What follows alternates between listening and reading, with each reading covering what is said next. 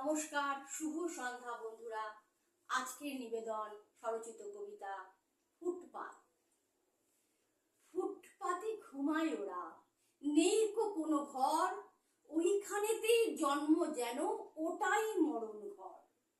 ছোট্ট শিশু ঘুমিয়েছিল মায়ের কোলটি ঘেঁষে, কোন ফাঁকেতে মরা শকুন আসলো জমের বেশি। দিক বিদিক জ্ঞান শূন্য ঢেলেছে মদের শিশি, তাই তো ওরা উপড়ে ফেললো ছোট্ট ফুলের কুশি। ছোট্ট শিশু বুঝলো না কি দোষ সে করেছিল, এমনি করেই তাজা প্রাণটা তাকেই দিতে হলো।